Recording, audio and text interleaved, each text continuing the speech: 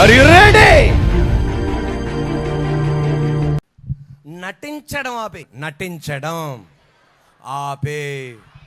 నటించడం ఆపేయడం అంటే నిజంగా నిద్రపోయినోళ్ళు లేపచ్చు, నిద్ర నటించినోళ్ళు లేపలేం. ప్రాణాలు లేచిపోతాయి. చదువుకున్న వాడిని బాగు చేయగలం, చదువుకున్నట్టు నటించే వాళ్ళని బాగు చేయలేము. టెక్స్ట్ బుక్ ఉంటుంది, లోపల మొబైల్ ఫోన్ ఉంటుంది. టెక్స్ట్ బుక్ ఉంటుంది, లోపల టెక్స్ట్ బుక్ పట్టుకుంటాడు కానీ కాలేజ్ అంతా తిరుగుతూ ఉంటాడు. టెక్స్ట్ బుక్ పట్టుకుంటుంది కానీ క్లాస్ రూమ్ అంతా తిరుగుతుంటాడు. మనం ఏం చేయలేము. భక్తి నువ్వు చేసి చూడు, దాని శక్తి చూస్తావు. భక్తి నటించి చూడు, ఏమీ చేయలేము. నటించడం మనుషుల దగ్గర నటించు, దేవుడి దగ్గర. యోనా ప్రసంగం చేశాడు, వాళ్ళ హృదయాలు తెలవదు, అయినా వాళ్ళు ఏమయ్యారు? పశ్చాత్తాపడ్డారు. యేసయ్య ప్రసంగం చేశాడు, వాళ్ళ ప్రతి గుండె తెలుసు. వాళ్ళు నటించడం ఆపల. పరిసయ్యులు సద్దుకయ్యులు నటించేవాళ్ళు. యేసయ్యకి ప్రతి గుండె తెలుసు, ప్రతి హృదయం తెలుసు. ఈ ప్రసంగం చేస్తున్న ఈ సజ్జిబాబు కూడా ఆయనకి బాగా తెలుసు. వాక్యం వింటున్న నీకు కూడా ఉంచుగానే బాగా తెలుసు. ఏమాపే? యోనా ప్రసంగించాడు, వాళ్ళ గుండెలు ఆయనకి తెలియదు, కానీ వాళ్ళ నటనా బతుకులు ఏం చేశారు? ఆపేశారు. అబ్బా అదే చెప్పట్లబా. తరతరాలు నీ బిడ్డలు సింహాసనం మీద కూర్చుంటారంతే అన్నాడు. అంతే.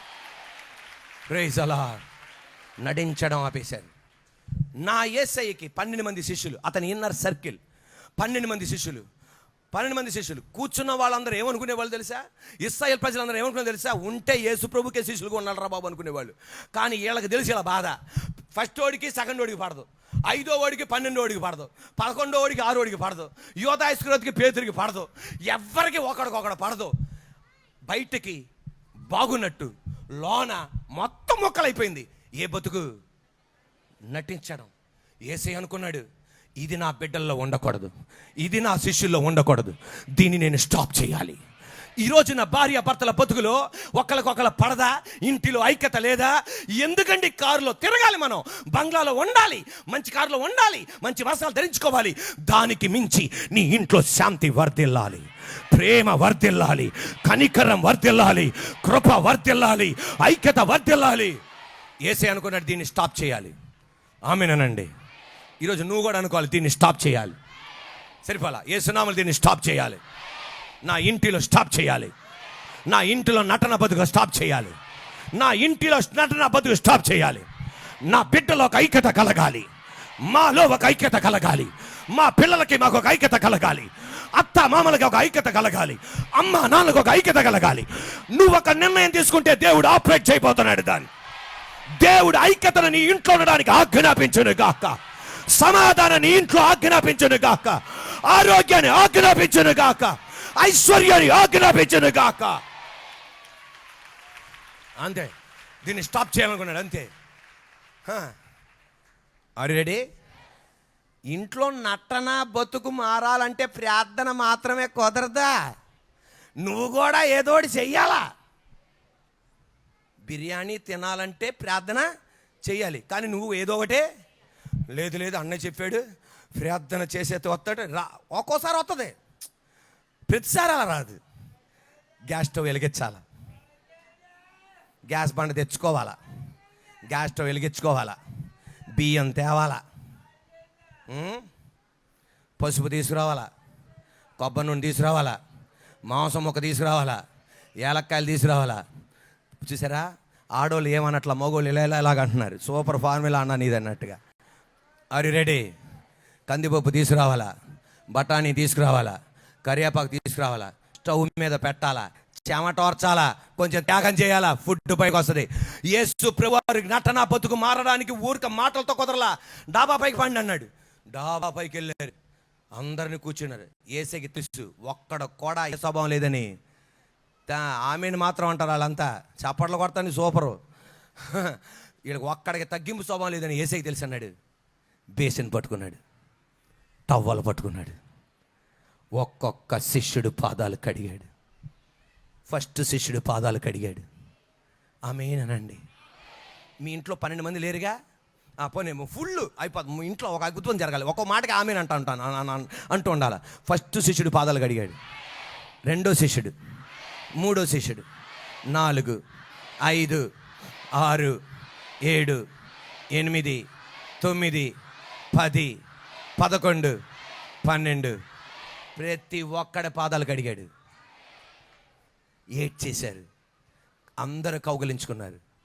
నటనా బతుకు మారింది, ఐక్యమత్యంగా నిలబడ్డారు. ఒక్క క్షణం సిలువలో వేసే మరణించాడు, చెదిరిపోయారు, అయినా వీళ్ళు ఐక్యమత్యంగా ఉన్నారు. Are you ready? సిలువలో మరణించారు. తోమ ఒక్కడే చెదిరిపోయాడు. చెదిరిపోయిన గుంపులుగా 5 ఒక చోట, 7 ఒక చోట. మళ్ళీ ఈ బ్యాచ్లు ఇన్నర్ సర్కిల్లో మొబైల్ ఫోన్లో కలుసుకునేవాళ్ళు. అప్పుడు లేదు, నా మీద రాకండి, రహస్యంగా కలుసుకునేవాళ్ళు. ఐక్యమత్యం. ఈరోజు నీ ఇంట్లో ఒక తండ్రి త్యాగం చేస్తే నీ ఇంట్లో నటన జీవితం అయిపోదంతే. Are you ready? Are you ready? Nineveh ప్రజలు ఏం చేయడం మానేశారు? నటించడం మానేశారు. దేవుని కొరకు బతికారు. దేవుడు అద్భుతం చేశాడు. నాశనం అవ్వాల్సిన 1,20,000 మంది, 1,20,000 మందిని దేవుడు కాపాడాడు. మా అమ్మగారి తమ్ముడు, పెద్ద తమ్ముడు,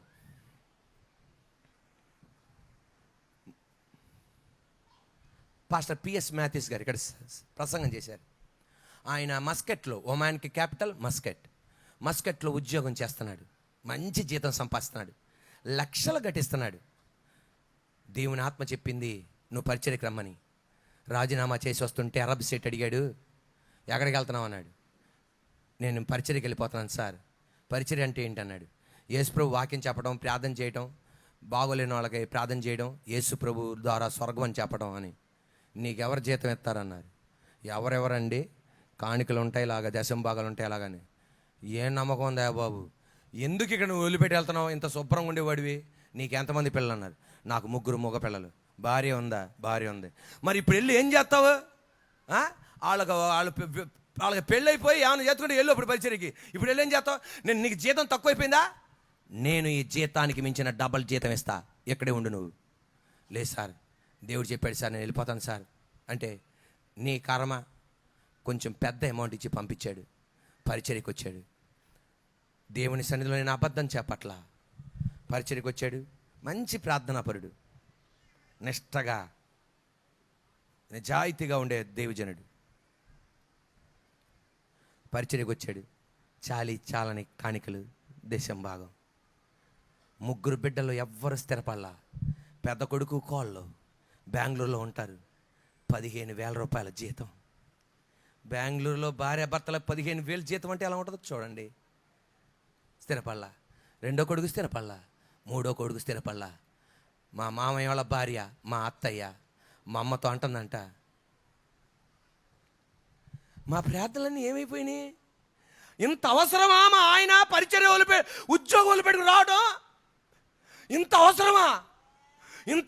పరిచర్య ఉద్యోగం వదిలిపెట్టుకొని లక్షలు సంపాదించిన మా ఆయన పరిచర్య అంటూ వచ్చాడు.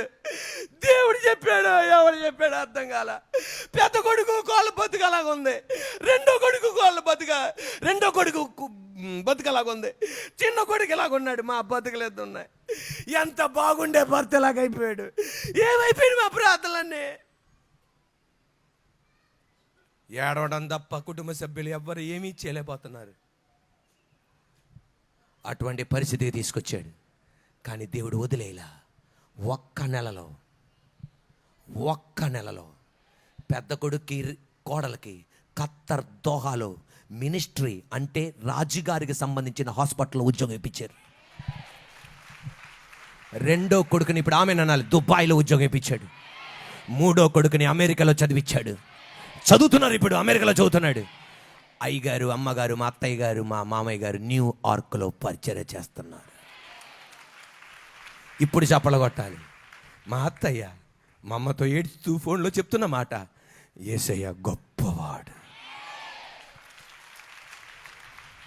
ఈ పగటి వేళ సాతానుగాడు చేస్తున్న ప్రతి తంత్రాల మీద నా దేవుడు కార్యం చేయగలడు.